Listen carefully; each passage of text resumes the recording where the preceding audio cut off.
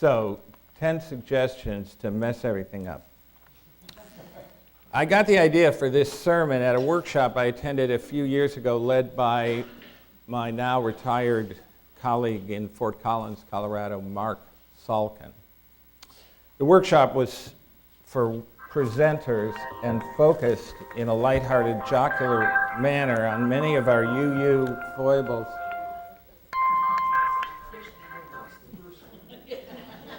Hello? Oh, no, you can't go. No, not now. Okay. Oh, really? No, okay, I'll go. The workshop was for worship presenters and focused in a lighthearted, jocular manner on many of our UU foibles when it comes to creating meaningful and inspiring Sunday services. It got me thinking, why not design a service that dramatized some of these and a few others so that those in the pew could see them and wince for themselves? Ministers are often overly sensitized on such issues, but not always. I speak from experience, having committed many times over every goof I want to highlight and draw to your attention. Some of them as recently as last week. A few of these foibles we have already demonstrated.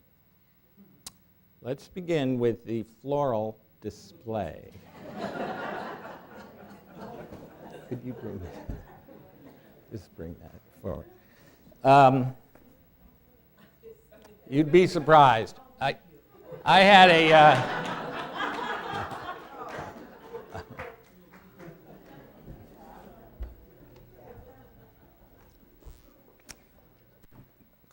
Incidentally, these flowers are in memory of Rick Thorne, who passed away 5. That was last week. Oh, I don't know who these flowers are for Laura Bennett, and they're for her daughter in Santa Monica, who's going to join us for coffee and conversation. Okay.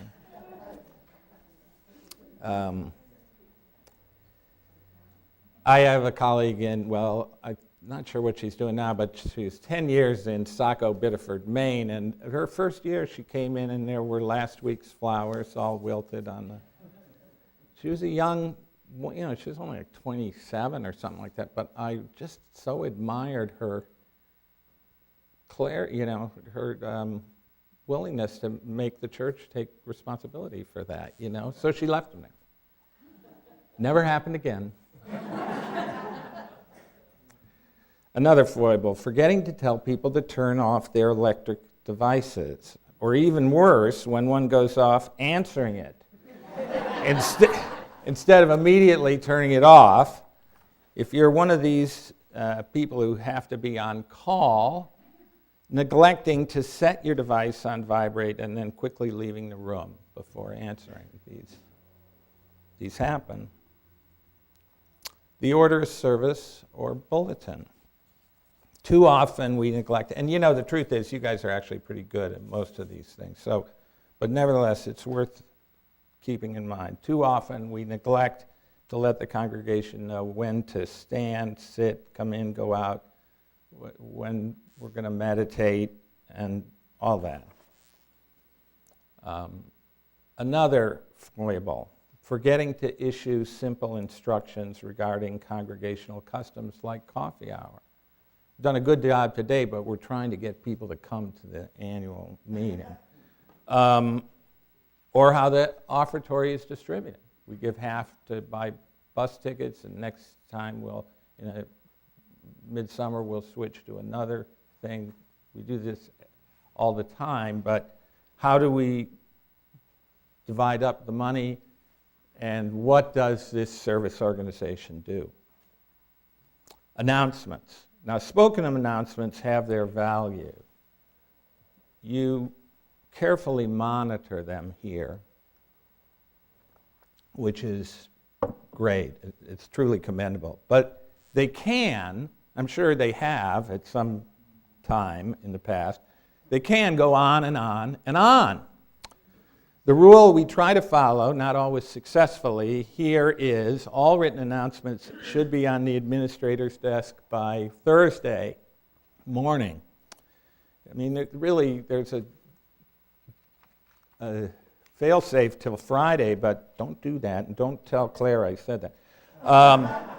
All spoken announcements must be written out and on the pulpit 10 minutes before service begins. And they will be edited and sometimes cut by the worship leader if they seem unnecessary.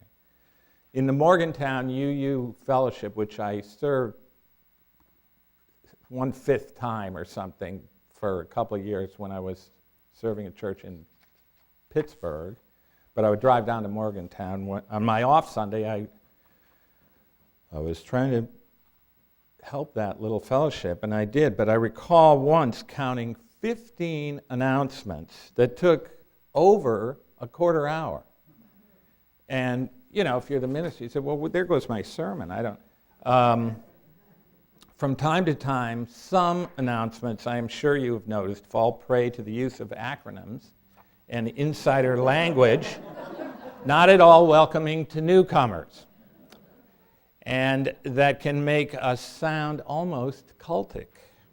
Some of you may have known what Kurt Covey meant when he announced that the UUSC, in collaboration with IARF and UUPCC, is holding a pre-GA meeting at Walnut Creek UU Church this Saturday morning for all PCD-RE people trained as OWL teachers or otherwise committed to the YRUU or MUGS programs.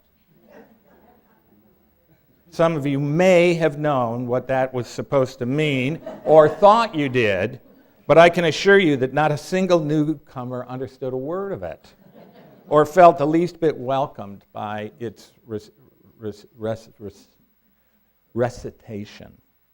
Incidentally, let me be clear, that was a totally bogus announcement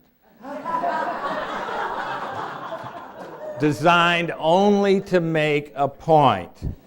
In fact, for the first time that I know of, Kurt intentionally lied. I told him to, but he was willing to do it. But so let me be clear, there will be no pre-General Assembly meeting this Saturday in Walnut Creek. It is not announcements per se that are problematic. The problem comes from ignoring the length of all the service elements put together. Announcements, joys and sorrows, special skits, music, the children's story, and periodic recognition ceremonies or rites of passage. They all take time. And then there's the sermon. I know, sermons also can go on way too long. I aim for 20 minutes. Actually, I aim for 18 is best, if you can get there. Desmond Tutu once was commended for a sermon he gave that was like 18 minutes long, and he said, if I'd had another couple of weeks, I could have made it 10 minutes. And it's true, but you need the time to really refine it down. Anyway, 18, 20 minutes, nobody gets upset, but they can go on longer. Candles of Joy and Sorrow is one of the most beloved parts of UU worship services. In many of our congregations, people come forward, light a candle, and when they choose to, write a note and give it to the worship associate, and in so doing, share from their hearts. It is the part of UU liturgy that is the most personal and the most intimate.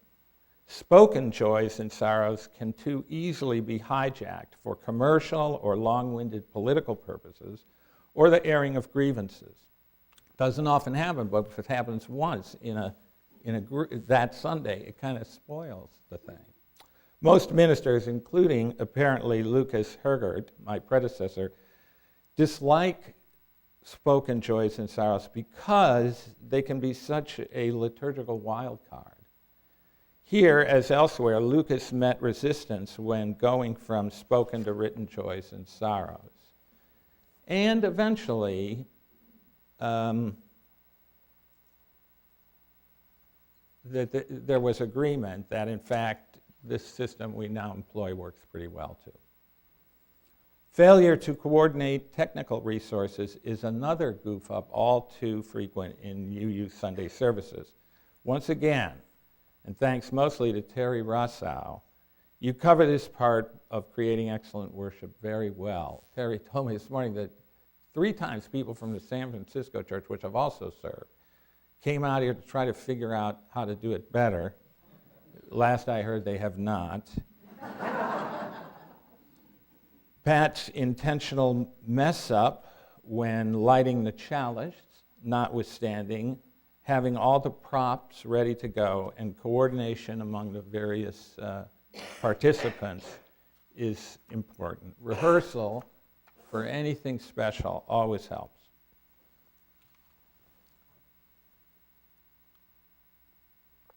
And speaking of rehearsal, properly introducing and practicing hymns is always helpful, especially when they are new. Whether or not you can carry a tune or play an instrument, everyone loves music. Music brings people together, and it connects them to the greater whole. Moreover, singing brings in oxygen and activates our whole central nervous system. It's one of the most yogic things we do when those who wish to or are able to easily can stand and move around a little bit. As any school teacher knows, that kind of movement makes us better listeners and more open to learning. Now, don't get me wrong, please. I don't want to overstate my case. The truth is, most UU worship is meaningful and inspiring, and I've been impressed by what you have going on here, more than I expected, I have to tell you.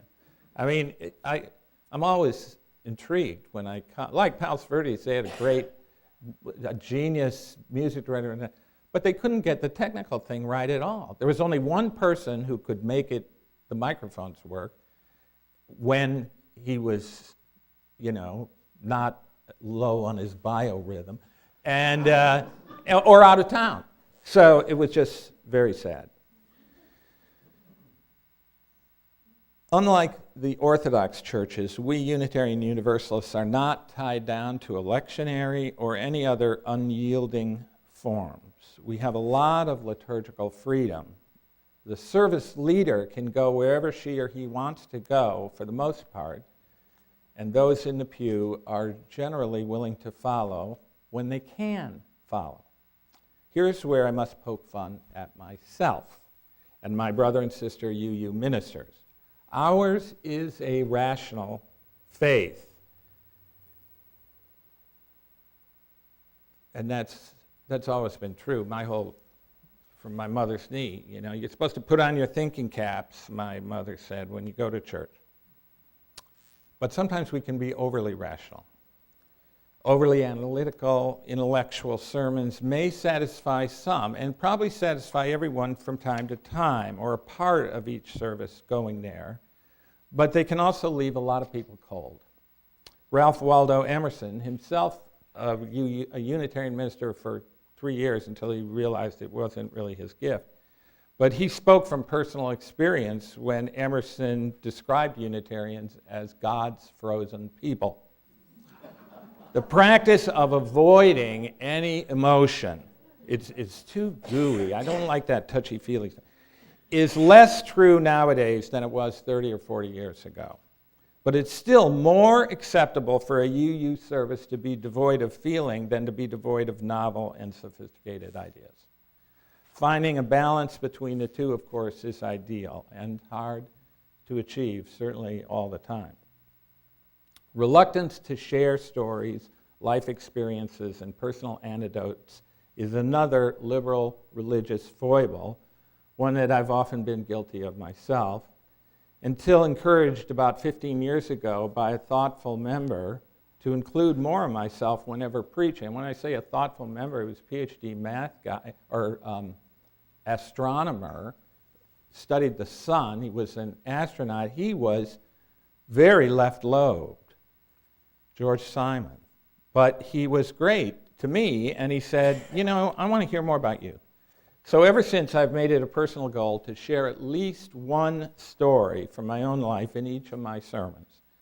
During my move here from Palos Verdes last summer, I went into many boxes I'd been schlepping around for years. I got rid of some, not enough really, but including a collection of my earliest sermons from back in the mid-'70s. I hadn't realized, and there they were, typed on a little Royal typewriter. Rereading a few of them, I was actually surprised. They were better, I thought, than I had remembered, intellectually anyway. What they lacked were any references to my life and to me, where I grew up, who I loved, my failures, my dreams. There were ideas aplenty, but not much about the nervous young man who was thinking them. I avoided personal disclosure, I suppose, because I was personally alienated from my deeper feelings. A few years later, in the midst of a very messy divorce, I ran into an eccentric Catholic nun over in Berkeley, whom I had known. We had all known her in seminary, Dodie Donnelly. "How are you doing?" she asked. "Not well," I replied, and I told her why and what I was in the midst of. She looked at me in this way she would look kind of stern. She was a nun. And she said, "I guess God wanted to make you feel," which infuriated me, and which I have never forgotten. Getting in touch with our feelings is close to the heart of all religion, even a thoughtful, reason-embracing religion like Unitarian Universalism. When it comes to preaching, we were instructed in those days always to use a manuscript. I still usually do. I'm actually fairly good improvisationally, but it's the time problem they go on to.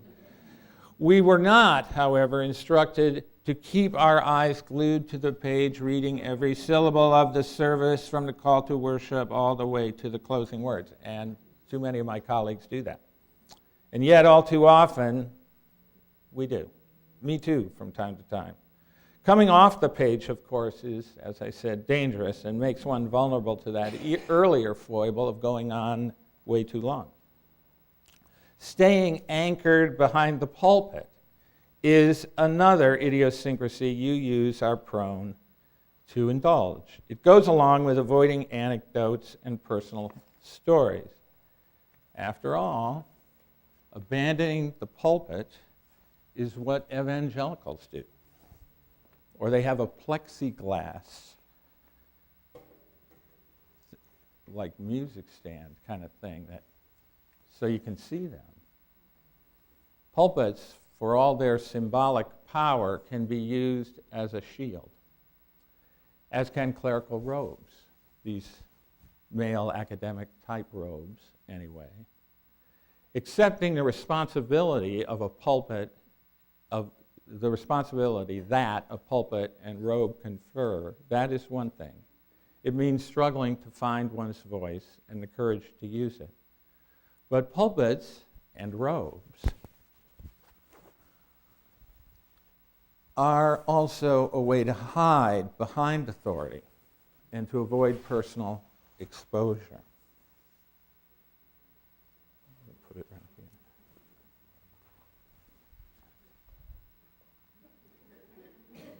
In all honesty, I think we liberals were less prone, or are less prone to this than Orthodox clerics. But it's still a temptation. which is why I like preaching with only a stole on, well, clothes and a stole. And from a music stand. So you can see me, body language and all, and tell me how well it matches up with what I'm trying to say. 10 ways to ruin a worship service? Well, not quite. 10 idiosyncratic habits we Unitarian Universalists have, me included, that can distract from the heart of what we are trying to do. And what is that? What are we trying to do during Sunday services? We are trying, as I see it, to touch the well springs, to remember what really matters, to gather, confess our brokenness, and remember our connections to one another and connections to the interconnected web from whence we all came and to which all too soon we will all return. And to reaffirm our commitment to being our best selves, as well as our hope that together we will find our way to the further shore, both in our personal lives by shared mutual support, but also in our collective social life. That we mess up now and then, well, hey, that's what makes us human, as St. Augustine pointed out. That we mess up in the peculiar and particular and idiosyncratic ways that I've tried to gently tease about this morning. Well, that's what makes us humans, to which I can only add, amen.